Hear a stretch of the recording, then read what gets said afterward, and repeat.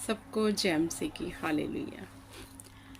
मैं अपने चैनल के ऊपर आप सबका स्वागत करती हूँ और परमेश्वर के पाक पवित्र कलाम को लेके मैं एक बार फिर से आपके सामने आई हूँ, क्योंकि परमेश्वर का वचन सच्चा है। खुदावंद सच्चा परमेश्वर है, वो जिंदा खुदा है। हालेलुया। और उसका कलाम जिंदा है, सांस फूका हुआ ये सामर्थी वचन है, जीवत वचन है। ये जैसे हम कहते हैं हमारा प्रभु यीशु मसीह जीवत है, वैसे ही उसका ये वचन जीवित है। क्योंकि यूहन्ना में लिखा है, आदि में शब्द था, शब्द ही परमेश्वर था और शब्द के द्वारा ही धरती को सिरजा गया।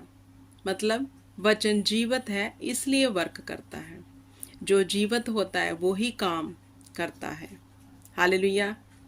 हम जीवित हैं, हम दुनिया में काम कर रहे हैं, घूम फिर रहे हैं, परमेश्वर के वचन को लेके जा रहे हैं। ऐसे ही परमेश्वर का वचन जीवित है, इसलिए जो प्रभु यीशु के मुख से निकलता है वो कार्य करता है। तो प्रभु ने हमें ये सामर्थ दी है। हमें हमारे मुंह को उसने कहा कि आशीष का कारण है तुम्हारा मुंह के शब्द। क्यों? क्योंकि जीवित है शब्द। आदि में शब्द था, शब्द ही परमेश्वर था और शब्द ही देहधारी होकर धरती पर आया। आज बहुत लोगों की कंप्लेन है मेरे प्रिय भाई बहनों कि हम छुटकारा नहीं पा रहे, हमारे जीवन में डिलीवरेंस नहीं है। क्यों नहीं? आज हम सीखेंगे। खुदा ने तो डिलीवरेंस कर दी है, खुदा ने तो हमारे लिए सब कुछ पूरा क्रूस के ऊपर कर दिया है। लेकिन अगर आज भी हम बंधनों में हैं, क्यों हैं? सीखेंगे। हालेलुया। यशायाह की बुक उसका 1 अध्याय और उसकी 18 वर्ष में क्या लिखा है? यहोवा कहता है, परमेश्वर कहते हैं, आओ हम आपस में वाद विवाद करें।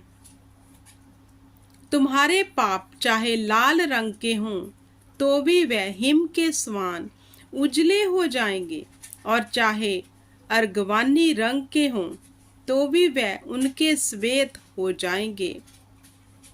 लेकिन कब? आगे लिखा है 19 में, यदि तुम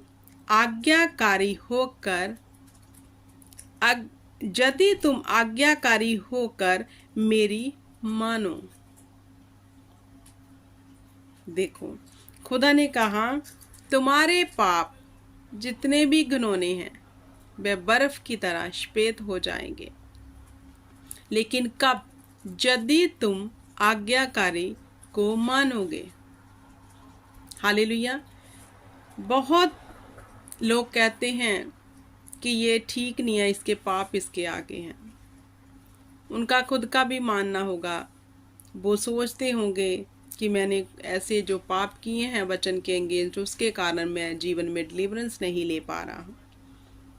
लेकिन यहाँ तो खुदा ने कुछ और ही कहा है। उसने कहा जितने भी घिनौने पाप हों मैं माफ कर दूंगा, पर एक शर्त है, तुम मेरी आज्ञा को मानने वाले होने चाहिए। तो अभी आपने देखना है कि आप खुदा की आज्ञा को मानने वाले हो। हालेलुया।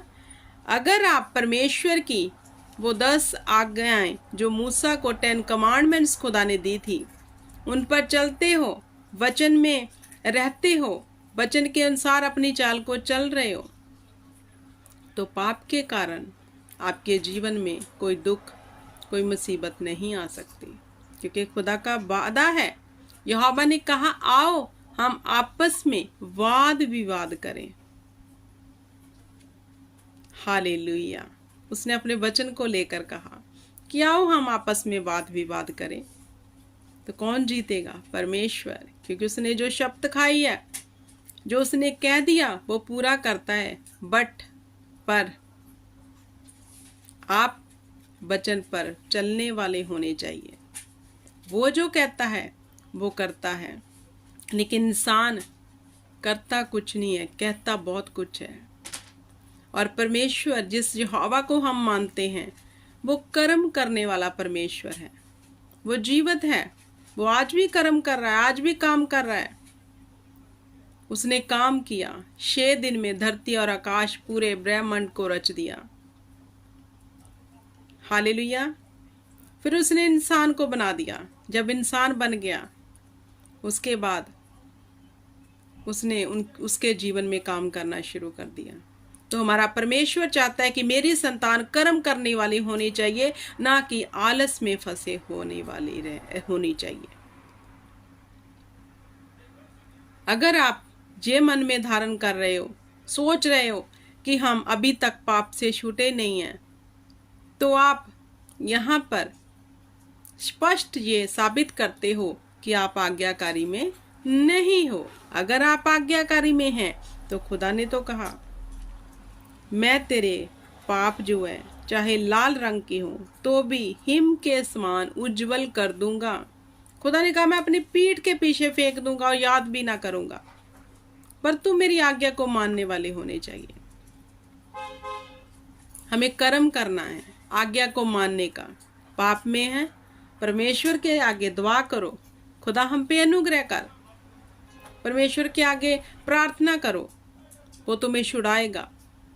किसी भी कष्ट में है, खुदा के आगे दुआ करो और संसार से बाहर निकलकर वचन के अनुसार चाल चलो, क्योंकि परमेश्वर ने हमें संसार से अलग कर दिया। अब हम संसार के नहीं हैं। अगर आज भी संसार में रह के संसारिक बातें कर रहे हैं, घूम रहे हैं, उसमें सब कुछ वो कर रहे हैं जो पहले करते थे, तो कैसे होगा? कैसे वचन पूरा होगा? बहुत लोग अंगीकार करते हैं कि हम नई सृष्टि हैं, लेकिन झांक कर देखो मेरे प्रिय भाई बहनों कि नई सृष्टि बन गए हो। पुराना वास्तविक जीवन आपने उतार दिया है और नया पहन लिया है, तो आपके जीवन में यहोवा का ये वादा पूरा होगा। उसने कहा, मैं कोई इंसान नहीं जो झूठ बोलूं, ना आदम का जाया जो कहूं वो पूरा ना कर सकूं। सो जो मैं कहता हूं वो पूरा करता हूं, पर आप आज्ञाकारी करने वाले होने चाहिए। अगर आपके जीवन में छुटकारा नहीं है, अगर आपके जीवन में आपकी चाल सही नहीं है, आपको देखकर लोग मन नहीं फिरा सकते, क्योंकि वो सोचते हैं कि तू तो बदला नहीं, हमें क्या बदलेगा, तो आपको बदलने की ज़रूरत है। अपना पुराना वास्तव उतार के फेंकना होगा, क्योंकि प्रभु ने क्या, अब तुम नई सृष्टि हो, मतलब बनना है। नई सृष्टि हमें बनना है, हमारे कर्मों से, हमारी चाल से, हमारे देखने से, हमारे बोलने से, हमारे सोचने से, हमारे काम करने से। तब लोगों के ऊपर भी प्रकट होगा कि हाँ, ये इंसान बदल गया है। हमें कर्म करके दिखाना पड़ता है तो उनको पता चलेगा। ऐसे आप बोलोगे, हाँ मैं तो बहुत अच्छी बन गई, बहुत अच्छा बन गया, लोगों ने देखना है कि दिखता तो कहीं नहीं है, क्योंकि कर्म तो तेरे वैसे ही हैं। हालेलुया। तो यहोवा का जी वचन मेरे हार्ट को बहुत टच करता है कि आओ आपस में वाद विवाद करे। यहोवा ने कहा, देखो, इंसान को कहा कि आओ आपस में वाद विवाद करते हैं, मैं तो तेरे लिए ये सब कर दूंगा, जितने भी तूने पाप किए, जितने भी घिनौने हैं, मैं माफ करता हूं, पर तुम आज्ञाकारी को मानने वाले होने चाहिए। तो अब जहां पे कौन जीत जाएगा? हमारा परमेश्वर, वो ही जीतता है, क्योंकि इंसान की फितरत ही नहीं है। हालेलुया। तो आगे परमेश्वर ने और क्या आशीष लिखी अगर हम उसकी आज्ञा को मानेंगे। 20 में, तो इस देश के उत्तम उत्तम पदार्थ खाओगे, और यदि तुम ना मानो और बलवा करो तो तलवार से मारे जाओगे। यहोवा का यही वचन है। आज्ञा को मानने का जो आशीष है कि तुम धरती के उत्तम उत्तम पदार्थ खाओगे, सबसे अच्छे वाले। अगर आज्ञा को मानोगे तो आपके जीवन में आशीष की कमी नहीं होगी।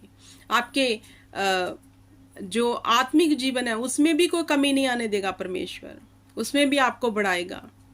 आप सामर्थ से भरे हुए होंगे, आप जलाल से भरे हुए होंगे। हालेलुया। और अगर आप नहीं मानते तो खुदा ने कहा, तलवार से मारे जाओगे, शैतान के हाथों मारे जाओगे, फिर खुदा नहीं छुड़ाएगा। फिर बहुत लोग कंप्लेन करते हैं, हे रब्बा तू क्यों कर ਦਿੱਤਾ इदा। इसलिए क्योंकि ਅਸੀਂ अनाज्ञाकारी करते हैं, क्योंकि वचन बताता है आज्ञा में चलने के फायदे और अनाज्ञाकारी करने के नुकसान क्या हैं। अभी डिपेंड आप पर है कि आपने क्या करना है।